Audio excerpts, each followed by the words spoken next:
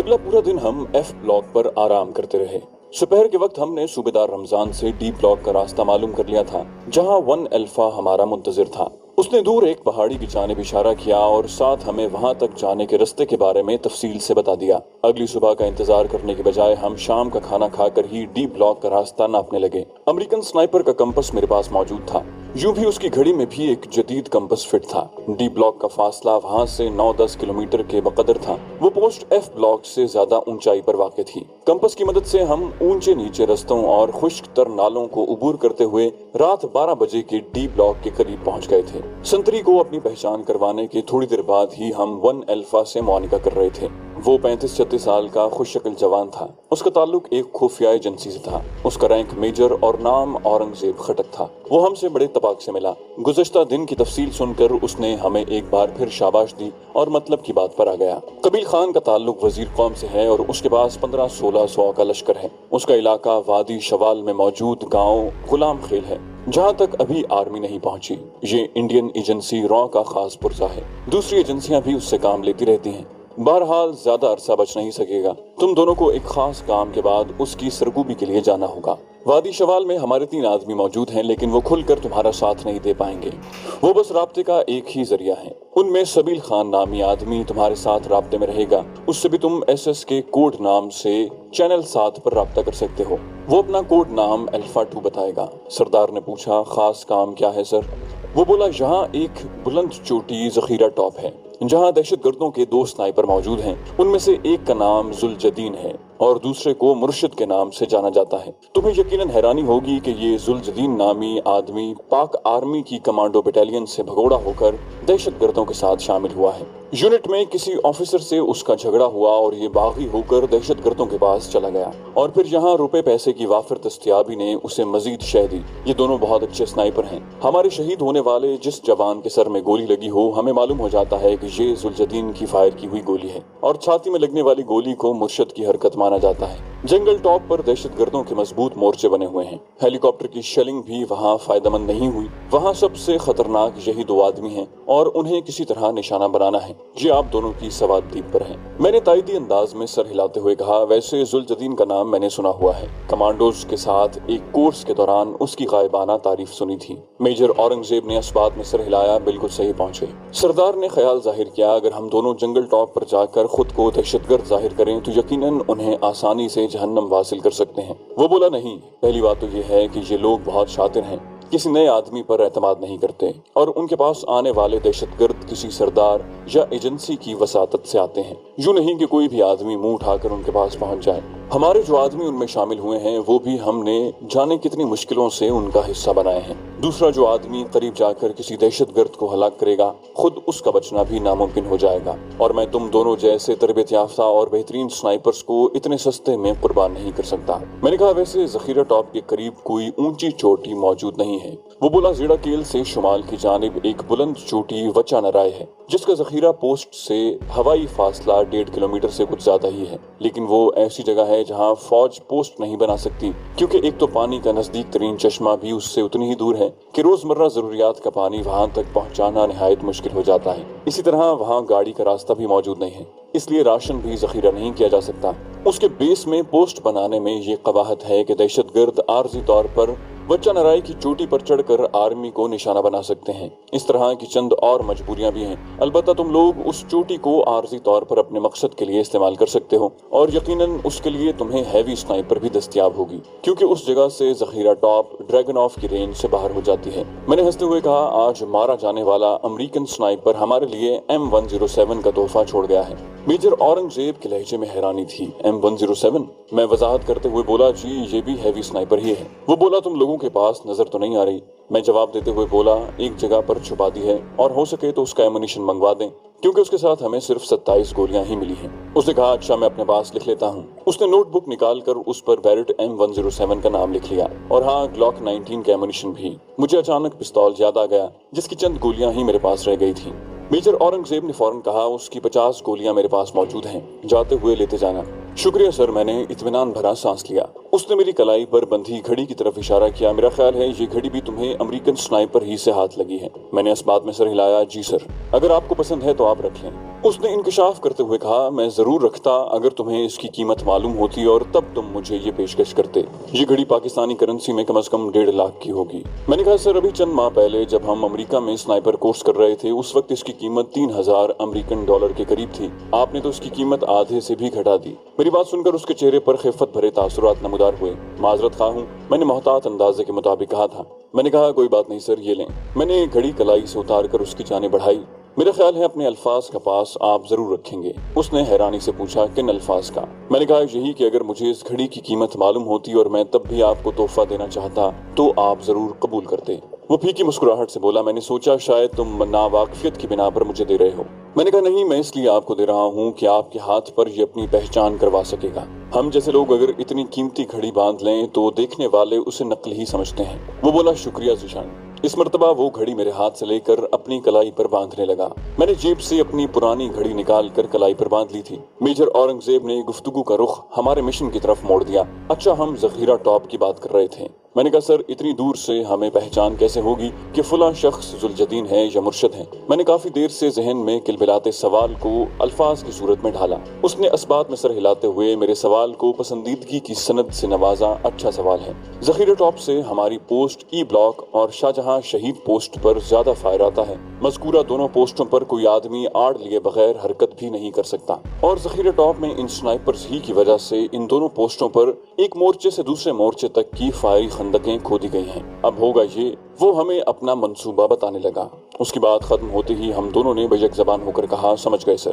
اس نے اطمینان بھرے لہجے میں کہا، گڈ، اور پھر مزید معلومات ہمارے گوش گزار کرنے لگا۔ ہم صبح کی نماز پڑھ کر ہی سو پائے تھے۔ اگلے دن شام کا کھانا کھا کر ہمیں رخصت کرتے وقت میجر اورنگزیب نے کہا، میں اگلے 10 دن یہیں ہوں، اس کے بعد شاید میں وانا چلا جاؤں، لیکن کسی نہ کسی کی وساطت سے تمہیں میرے احکام اور ہدایات ملتی رہیں گی۔ ٹھیک ہے سر، کہہ کر ہم نے اس سے الوداعی معانقہ کیا اور وہاں سے روانہ ہو گئے۔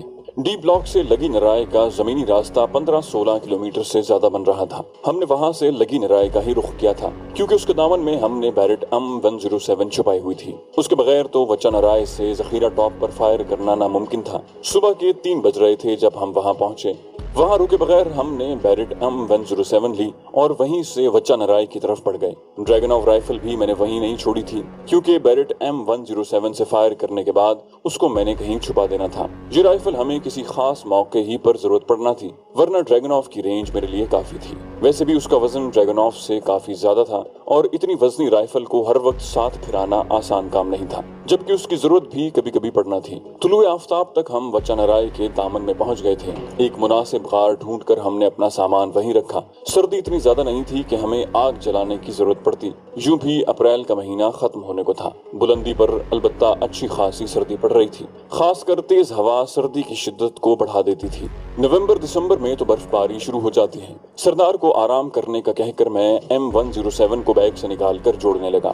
رائفل کو مکمل جوڑ کر میں غار کے تھانے پر آ گیا۔ غار کے سامنے کافی گھنے درخت تھے۔ درختوں کے ساتھ ایک چھوٹی سی ٹیکری پر لیٹ کر میں نے 500 میٹر کے فاصلے پر ایک چھوٹا پتھر چنا اور مطلوبہ رینج لگا کر ایک گولی فائر کر دی۔ اعلیٰ کوالٹی کی سائلنسر کی وجہ سے ہلکی سی ٹھک کی آواز آئی تھی۔ وہ پتھر 2-3 ٹکڑوں میں بٹ کر بکھر گیا تھا۔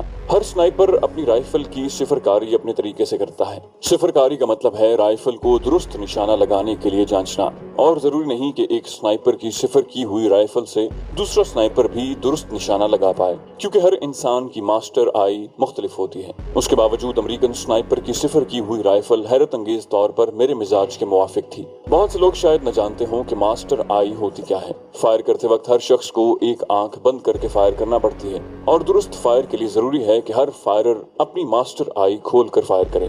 گو ضرورت نہیں، لیکن آپ کی معلومات کے لیے ماسٹر آئی معلوم کرنے کا طریقہ درج کرتا ہوں۔ اپنا بایاں بازو مکمل کھل کر اپنی شہادت کی انگلی کھڑی کریں۔ اپنی دونوں آنکھیں کھلی رکھتے ہوئے اس انگلی سے کسی بھی نشانے پر شست لیں۔ اب باری باری اپنی دونوں آنکھیں بند کر کے دیکھیں کہ کس آنکھ کو کھلا رکھتے ہوئے اس نشان پر شست برقرار رہتی ہے، بس وہی آپ کی ماسٹر آئی ہے۔ ایک گولی 1000 میٹر کے فاصلے پر فائر کر کے میں نے رائفل کے صفر ہونے کا یقین کیا اور واپس غار میں پلٹ آیا۔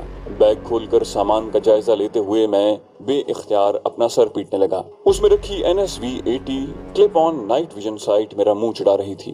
2-3 دن پہلے ذیڈاکیل پر اگر یہ سائٹ ہم استعمال کرتے تو روشن خان پارٹی کے کئی بندوں کو نشانہ بنا سکتے تھے۔ حالانکہ امریکن سنائپر سے سامان قبضہ کرتے وقت میں نے اچھی طرح NSV-80 کلپ آن نائٹ ویژن سائٹ کو دیکھا تھا، لیکن جب ضرورت پڑی اس وقت یہ سائٹ ذہن سے نکل گئی تھی۔ یہ ایک بہترین سائٹ ہے اور سنائپر رائفل پر لگا کر اس سے رات کے اندھیرے میں بھی فائر کیا جا سکتا ہے۔ بہرحال جو بے وقوفی ہونا تھی وہ تو ہو چکی تھی، اس پر ماتم کرنے کا کوئی فائدہ نہیں تھا۔ غار کے ٹھنڈے فرش پر پاؤں پسار کر میں نے اپنے سفری تھیلے سے چنوں کے بنے ہوئے غذائیت سے بھرپور بسکٹ نکال کر کھانے شروع کر دیے۔ بسکٹ کھا کر میں نے غار سے باہر جا کر خشک لکڑیاں اکٹھی کی اور آگ جلا کر چائے بنانے لگا۔ سردار اپنی مرضی سے دوپہر کو 12 بجے اٹھ گیا تھا۔ اس کے بستر سے نکلتے ہی میں لیٹ گیا۔ تھکاوٹ سے یوں بھی آنکھیں بند ہو رہی تھیں۔ سردار کی آواز دینے پر آنکھیں کھلی تو شام کا ملگجا اندھیرا چھا چکا تھا۔ رات کے وقت وچا نرائی کی بلندی طے کرنے کا کوئی فائدہ نہیں تھا۔ یہ کام اگلے دن پر اٹھا کر ہم نے وہ رات بھی اسی غار میں گزاری۔ صبح سویرے ہم بالکل تازہ دم تھے۔ چائے پی کر ہم نے وچا نرائی کی چڑھائی پر قدم رکھ دیا۔ ذخیرہ ٹاپ سے اس کی بلندی ذرا ہی کم تھی، لیکن اس کی چڑھائی نہایت دشوار گزار اور خطرناک تھی۔ مسلسل اوپر چڑھتے ہوئے ہمیں 2 گھنٹے لگ گئے تھے۔ وچا نرائی کی چوٹی ایسی تھی کہ وہاں رہائش نہیں بنائی جا سکتی تھی۔ اس جگہ ہوا بھی خاصی تیز چل رہی تھی۔ ایک پتھریلی چٹان سے ٹیک لگا کر ہم سستانے لگے۔ ذخیرہ ٹاپ وہاں سے صاف نظر آ رہی تھی۔ 2 بینکر سامنے تھے اور باقی کھدائی کر کے پہاڑی کے اندر بنائے گئے تھے۔ میں نے دوربین نکال کر جائزہ لیا۔ ایک آدمی ان بنکرز کے اوپر ٹہلتا ہوا نظر آیا۔ آئی کام پر میں نے ای بلاک سے رابطہ کیا۔ ہم بٹالین میں پہنچ گئے ہیں، اوور۔ میں نے کوڈ ورڈ میں انہیں بتایا کہ ہم اپنی جگہ پر پہنچ گئے ہیں۔ پوسٹ کمانڈر نے جواب دیا، شاباش، پوسٹ کی فکر نہ کرو، ہم چوکنے ہیں، اوور۔ میں نے کہا ٹھیک ہے، واپسی پر دوسرے چینل پر بات ہوگی، اوور اینڈ آل، اور میں نے بات چیت ختم کر دی۔ میں نے اسے بتایا تھا کہ ہم وچا نرائی کی بلندی پر تیار بیٹھے ہیں۔ مجھے یقین تھا کہ میجر اورنگزیب خٹک فیلڈ ٹیلی فون پر انہیں سارا منصوبہ سمجھا چکا ہوگا۔ میں نے کہا سردار تیار ہو جاؤ۔ بیرٹ M107 کی 2 بائی کھول کر میں نے مناسب جگہ پر لگائی اور رائفل کاک کر کے اس کے پیچھے لیٹ گیا۔ سردار نے سب سے پہلے تو لیزر رینج فائنڈر نکال کر فاصلہ ناپا، 1710 میٹر، اور اس نے LRF آنکھوں سے ہٹائی اور ونڈ میٹر نکال کر ہوا کی رفتار ناپنے لگا، 15 کلومیٹر فی گھنٹہ۔ ہوا کی رفتار بتا کر وہ ونڈ چارٹ دیکھنے لگا۔ اس دوران میں ذخیرہ پوسٹ کا زاویہ دیکھنے لگا۔ ذخیرہ پوسٹ ہم سے بلند تھی اور فائر کرتے وقت بلندی، گہرائی اور متوازی ہدف پر فائر کرنے کے الگ الگ طریقے ہیں۔ جیسے اپنی پوزیشن سے نیچے فائر کر رہے ہوں تو کشش ثقل کی وجہ سے گولی آگے جائے گی، اور جب اپنی پوزیشن سے اوپر فائر کر رہے ہوں تو گولی پہلے لگے گی۔ فائر کرتے وقت سنائپر کو بلندی اور پستی کا فرق نکالنا پڑتا ہے۔ حقیقت میں سنائپنگ ایک سائنس ہے، اور جب تک ایک سنائپر رائفل کو صحیح طریقے سے استعمال نہ کر سکے تو کامیابی کے حصول میں ناکام رہتا ہے۔ میں بمشکل مکمل تیار ہو پایا تھا کہ ہدف مجھے نظر آ گیا۔ بیرٹ M107 کی طاقتور ٹیلیسکوپ سائٹ میں مجھے 2 آدمی بھاگ کر بنکر سے نکلتے دکھائی دیے۔ ایک نے دونوں ہاتھوں میں سنائپر رائفل اٹھائی ہوئی تھی۔ بنکر کی چھت پر سنائپر کو 2 پائی پر لگا کر وہ اس کے پیچھے لیٹ گیا، گویا وہی میرا ہدف تھا۔ میں نے سردار کو آئی کام آن کرنے کی ہدایت کی۔ اسی وقت ذخیرہ پوسٹ پر لیٹے سنائپر نے گولی فائر کی اور پھر مکہ ایسے لہرایا جیسے اس نے کامیاب فائر کر دیا ہو۔ اس کے ساتھ ہی وہ گھٹنوں کے بل بیٹھ کر دوربین میں ای بلاک کا جائزہ لینے لگا۔ میں نے آہستہ سے دہرایا 3 اور 1 سیکنڈ انتظار کر کے ٹریگر دبا دیا، جبکہ سردار نے وہی ہند سے آئی کام پر دہراتے ہوئے ایک کے بعد فائر کہا۔ اس کے ساتھ ہی ای بلاک کی طرف سے 12.7 mm کا برسٹ چلایا گیا۔ مذکورہ سنائپر کے سر کے بائیں جانب میری گولی کھا کر پشت کے بل گرا تھا۔ ذخیرہ ٹاپ وچا نرائے سے شمال کی سمت میں واقع تھی، جبکہ ای بلاک ذخیرہ ٹاپ سے مغرب کی جانب تھا۔ مذکورہ سنائپر کا رخ ای بلاک کی طرف ہونے کی وجہ سے اس کی بائیں جانب میری طرف تھی۔ ای بلاک سے 12.7 کا فائر کروانے کا یہی مقصد تھا کہ دہشت گردوں کا دھیان وچا نرائے کی طرف نہ آئے اور وہ اپنے سنائپر کی ہلاکت کی وجہ 12.7 کا فائر ہی سمجھیں۔ یہ علیحدہ بات کہ ذرا سا غور کرنے پر وہ حقیقت کی تہہ تک پہنچ سکتے تھے۔ سردار خوشی سے چہکا، راجا صاحب تمہارے فائر کی تعریف کرنی بنتی ہے۔ میں نے شکریہ کہہ کر ٹیلیسکوپ کے عدسے سے آنکھ ہٹا لی۔ وہ اپنے ساتھی کی لاش لے کر نیچے اتر گئے تھے۔ سردار سے آئی کام لے کر میں ای بلاک کو پکارنے لگا، control for E block, over. E block for control, ہمارا ایک آدمی سنائپر کی گولی سے شہید ہو گیا ہے، اوور۔ میں نے کہا ہمیں تو 12.7 mm کی فائر کی آواز سنائی دی تھی، اوور۔ ٹھیک ہے، محتاط رہو، ایک ہی سنتری کو گولی لگی ہے، دوسرے کو نہیں، اوور۔ میں نے کوڈ ورڈ میں بتا دیا کہ ایک سنائپر کو میں کامیابی سے نشانہ بنا چکا ہوں۔ ٹھیک ہے سر، ہم فی الحال شہید ہونے والی کی لاش کو اگلی پوسٹ تک پہنچانے کا بندوبست کرتے ہیں، اوور۔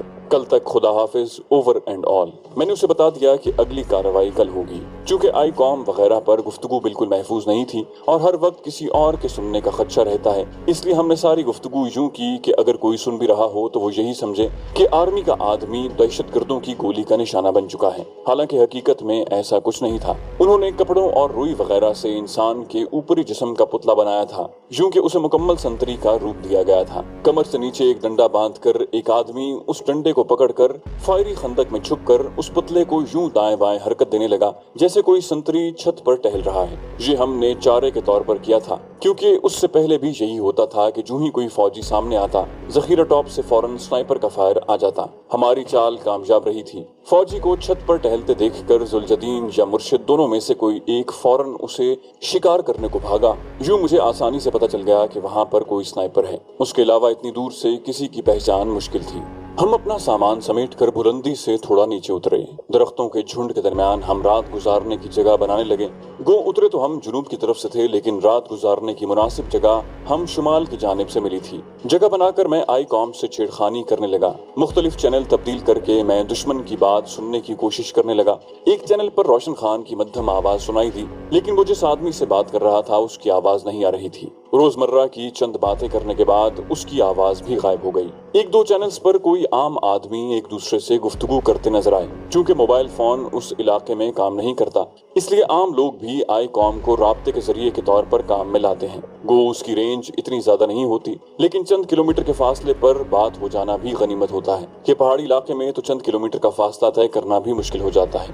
میں زیادہ دیر اس شغل کو جاری نہ رکھ سکا، یوں بھی خامخواہ آئی کام کی بیٹری کو استعمال کرنا مناسب نہیں تھا۔ رات کو ہم نے آگ جلائے رکھی۔ اگلے دن 11:30 بجے کے قریب ہم دوبارہ بلندی کے سفر پر روانہ ہوئے۔ واپسی کے لیے ہم نے وہی راستہ استعمال کیا جس سے نیچے اترے تھے۔ اپنی جگہ پر ہم پہنچنے ہی والے تھے کہ شوں کی آواز کے ساتھ ایک گولی میرے کافی قریب سے گزر گئی، ہمارے عقب میں موجود چٹان سے ٹکرائی۔ میں نے لیٹنے میں دیر نہیں لگائی تھی۔ گولی کے پتھر سے ٹکرانے کی آواز سردار بھی سن چکا تھا، وہ بھی فوراً زمین بوس ہو گیا۔ سردار اطمینان بھرا سانس لیتے ہوئے بولا، بال بچے ہیں راجا صاحب۔ میں نے کہا، یقیناً زیادہ فاصلے کی وجہ سے نشانہ خطا ہوا ہے۔ سردار نے نفی میں سر ہلایا، نہیں، وہ بے وقوف بے صبری کا مظاہرہ کر گیا ہے۔ اگر وہ ہمارے رکنے کا انتظار کر لیتا تو شاید کامیاب ہو جاتا۔ رینگ کر پتھر کی آڑ لیتے ہوئے میں نے بیرٹ M107 کی ٹیلیسکوپ سائٹ کے ڈسٹ کور اتارے اور ذخیرہ ٹاپ کا جائزہ لینے لگا۔ یقیناً اپنے ساتھی کے سر کی بائیں جانب لگی ہوئی گولی کی وجہ سے انہیں معلوم ہو گیا تھا کہ ان پر کس جانب سے فائر کیا گیا ہے۔ ہم بے خبری میں مار کھا گئے ہوتے، لیکن فاصلے کے زیادہ ہونے اور ہمیں حرکت کے دوران نشانہ بنانے کی بے وقوفی کی وجہ سے وہ کامیاب نہیں ہو پایا تھا، کیونکہ حرکتی ہدف کو نشانہ بنانا ناممکن نہیں تو بہت مشکل ضرور ہوتا ہے۔ سورج قریباً ہماری پشت پر چمک رہا تھا، ہوا بالکل تھمی ہوئی تھی۔ جلد ہی مجھے ٹیلیسکوپ سائٹ کے شیشے کی چمک دکھائی دے گئی تھی۔ مخالف سنائپر قریباً چھت سے چمٹا ہوا تھا، لیکن اس کی ٹیلیسکوپ سائٹ کا شیشہ اپنی چمک کی وجہ سے واضح نظر آ رہا تھا۔ اسی وقت ایک اور گولی ہمارے سامنے پتھر کی جڑ میں لگی۔ میری رائفل کی ٹیلیسکوپ سائٹ پر ابھی تک گزشتہ کل والی ایلیویشن اور ڈیفلیکشن لگی ہوئی تھی۔ کل چونکہ کافی ہوا چل رہی تھی، اس لیے میں نے ڈیفلیکشن نوب کو ونڈ چارٹ کی ریڈنگ کے مطابق گھما دیا تھا۔ آج ہوا ساکن تھی۔ میں نے فوراً ڈیفلیکشن نوب کو گھما کر 0 ریڈنگ پر لگایا اور دشمن کی ٹیلیسکوپ سائٹ کے عدسے پر شست باندھ لی، کیونکہ ٹیلیسکوپ کی آئی گلاس پر لازماً سنائپر کی آنکھ نے ہونا تھا۔ سانس روکتے ہوئے میں نے ٹریگر دبایا۔ سردار نے آنکھوں سے دوربین لگائی ہوئی تھی۔ گولی کے ٹھک ہوتے ہی اس نے کہا، لیں جی راجا صاحب، مشن مکمل۔ دوسرا سنائپر بھی جان سے گیا۔ اس غریب کو پتا ہوتا کہ اسرائیل ثانی کا شاگرد اسرائیل ثالث مقابلے میں ہے تو یقیناً ٹکر نہ لیتا۔ میری اس کی بات پر ہنسی چھوٹ گئی۔ وہ بولا، میں صحیح کہہ رہا ہوں یار، ٹیلیسکوپ سائٹ کے عدسے سے گولی گزارنا شاید استاد عمر دراز کے لیے بھی ممکن نہ ہو۔ میں نے فوراً نفی میں سر ہلایا، نہیں بھائی، استاد جی کا فائر مجھ سے کئی گنا بہتر ہے۔ وہ بولا، چلو ای بلاک کو خوشخبری سنا دیں۔ اس نے آئی کام آن کیا اور مطلوبہ چینل کے لیے بٹن دبایا۔ ابھی تک وہ مطلوبہ چینل تک نہیں پہنچا تھا کہ ایک چینل پر روشن خان کی منحوس آواز سنائی دینے لگی۔ اس کی صاف اور واضح آواز سنتے ہی میں نے فوراً کہا، سردار ٹھہرو، اس کی بات سننے دو، ای بلاک کو بعد میں اطلاع دی جا سکتی ہے۔ وہ بٹن دبا چکا تھا۔ میری بات پر دوبارہ روشن خان والا چینل لگا دیا۔ روشن خان کی آواز آئی، آج کسی کی غلطی معاف نہیں ہوگی، اس لیے احتیاط سے کام لینا۔ وہ دونوں دن کی روشنی میں کہیں حرکت نہیں کر سکتے۔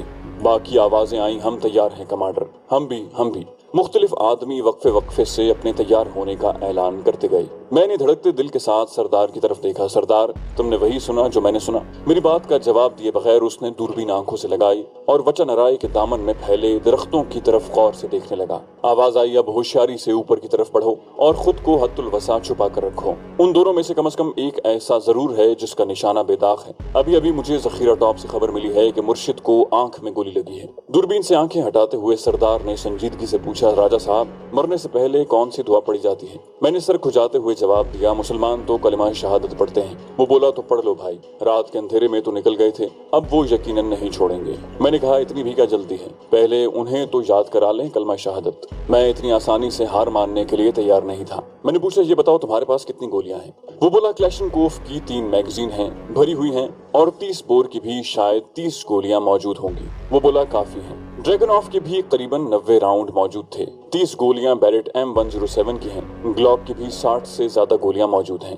ان کی تعداد بھی دیکھو، سردار نے پریشانی بھری لہجے میں کہا۔ میں نے کہا، وہ گہرائی میں بھی تو ہیں۔ تم یوں کرو کہ ڈریگن آف ساتھ لے جاؤ اور عقبی جانب مورچہ لگاؤ، میں یہی جگہ سنبھالتا ہوں۔ آئی کام پر چینل 5 پر بات ہوگی، اور یاد رہے، ایک گولی ضائع نہ جائے۔ یس باس، زندہ دل پٹھان مزاحیہ انداز میں کہتے ہوئے کھڑا ہو گیا۔ چینل کو سبسکرائب کیجیے اور بیل آئیکن پر کلک کیجیے تاکہ آپ کو تمام ویڈیوز فوراً ملتی رہیں۔